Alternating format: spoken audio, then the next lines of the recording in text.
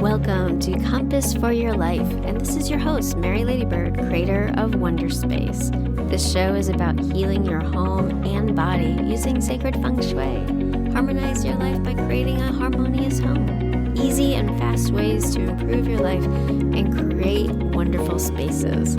Let's inspire you to make the best of your space to create your best life possible. Get ready to enjoy this new perspective on home living. Welcome, everyone. Thank you for being here. I'm so excited today because I am recording my very first episode. How exciting is that? So please bear with me, and I'm hoping that you'll come along with me for this journey, and we'll be able to learn together and share together everything we know about energy and feng shui and healing and making the world a better place. So yes, I have high hopes and dreams and a mission to fulfill. So here we go. So today I really wanted to first start off with getting to know me a little bit. I am, by the way, Mary Ladybird, the CEO of Wonder Space. And I started my feng shui journey in a very peculiar way. Things in my life were not in harmony and not aligning. It started when I realized I went to actually India and had a journey there, a spiritual awakening, kind of came back from that knowing that I needed to shift things up in my life, that the way things were really weren't working. And it actually started with ending a 22-year marriage and moving out and starting on my own. That was a big shift, and it was difficult in the beginning. I ran into even more obstacles. Within the first 3 months of moving out, my cat died, and then my car got totaled, and it just felt like it was just one thing after another. I'm like, when am I getting a break? So things were tough, but I managed to continue on and move through it and take the time for healing. That's so important, to take the time to allow healing to happen and not push yourself to go to the next thing. So the great thing is that it all led me to take a really hard look at my life and figure out what is going to make me happy. Maybe it's something I've never done before. What can I do? What changes in my habits and my lifestyle can I make to bring in more happiness? And that takes some really deep searching. And luckily, I've had some people along the way that are there to support me. And that was kind of my saving grace. What I realized is that I need to start making changes in my daily life. So I made a commitment to meditate. I made a commitment to drawing every day. I made a commitment to picking up my ukulele and playing some songs every once in a while.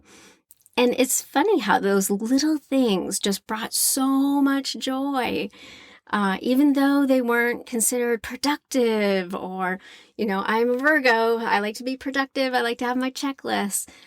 But I noticed on days that I meditated, the day went so much more smoothly and easily than the days that I didn't take that time. So it's actually taking the time to do something which is quote unquote unproductive actually made me more productive. And it helped me figure out what my priorities were. So after taking some time to explore, what was making me happy, I realized that very clearly what wasn't making me happy. And sometimes that happens, right? And sometimes it's even easier to say, this is making me unhappy, than to try and figure out what does make you happy. And we can also switch the word happy with being satisfied. And that might be the better word, is how to be more satisfied with life. Like, I want to be satisfied in the work I do. I want to be satisfied with my home life. I want to have that balance. It was really interesting as I started to reflect on what I liked to do, what was bringing joy. And being out on my own, I had my own place. I was really excited to dive in and redesign my apartment. Got rid of the old furniture that wasn't making me happy and brought in, the new fresh energy of new furniture. But all that movement really made me realize I had a lot of clutter, and I still had boxes I hadn't unpacked yet.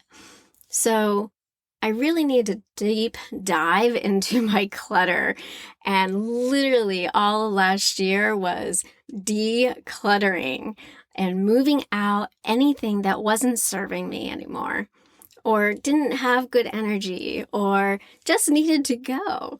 As I was doing this process of clearing out and making space, I noticed new things were coming into my life, new ideas and new work. And there was a lot of positive influence from doing all this decluttering.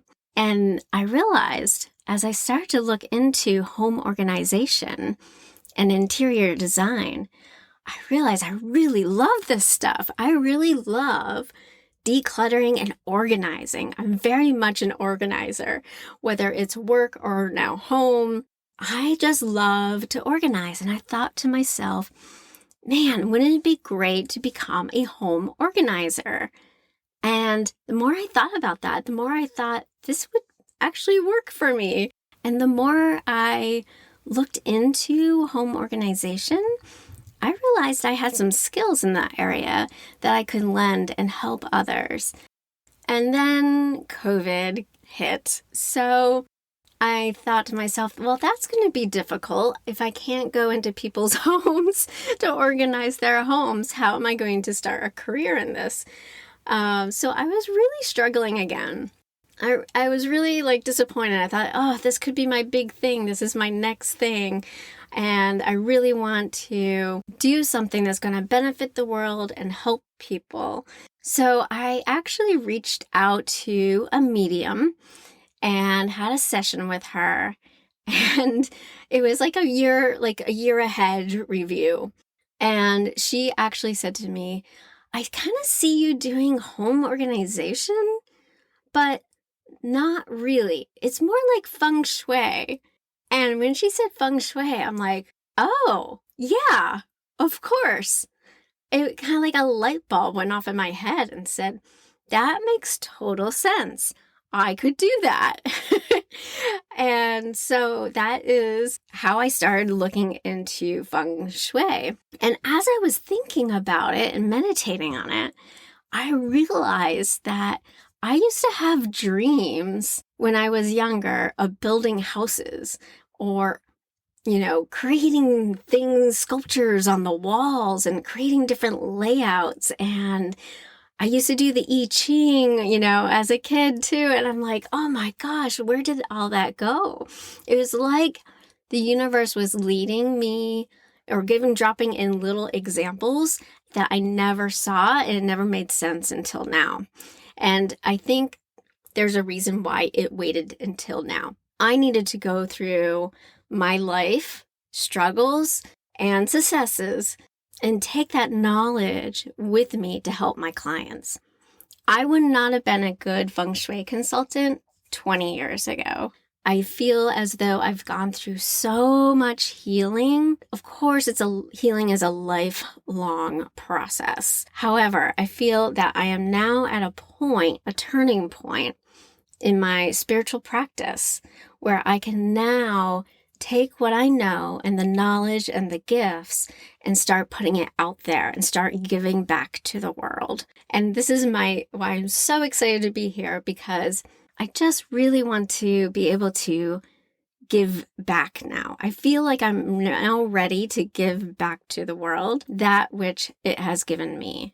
I feel so blessed to be able to have this opportunity. I think there's a lot of people out there right now that are just going with the flow that is given to them. And I'm really dedicated to changing that. Really want people to start taking the action steps towards their dreams instead of letting life just happen to them. I have found that Feng Shui is the best way forward to making the changes in your life that you want.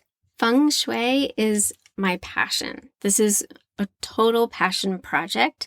And I do think we are in the crossroads of moving through and incorporating both old ways of being and working and new ways of being. And as humans, as we move out of duality and more into a unity consciousness, I think we're trying to merge, find the best way to merge the old ways with the new ways and how to move forward with that. And what does that look like? All I know is my purpose is now to awaken and guide those who need support in these changing times. I don't see auras and I'm not into reading your past life, but I really have this great ability to see the unseen energy that surrounds your space. And that informs me of the changes that need to be done to get you unstuck and set in a forward moving direction. As you start becoming your best self, that affects and ripples out to the others around you. Thank you so much for listening to my story today, and I really hope it resonates with you. It's been great. I'm now living my dream as a Feng Shui consultant. I am helping my clients learn to be their true, authentic selves. I have done consults all around the world, in Europe, Canada, and the US. So you may want to try Wonder Space and working with me if you've worked with an energy healer and still feel stuck, or you've been doing talk therapy for a while and not making progress. You can also hire me if you're moving or building a new home, or your business might have plateaued and you're not sure how to reach your next level. And this is definitely for anyone who is experiencing obstacles to your dreams. In future podcasts, I'll be covering Feng Shui tips and tricks, but also looking at Feng Shui from a holistic perspective.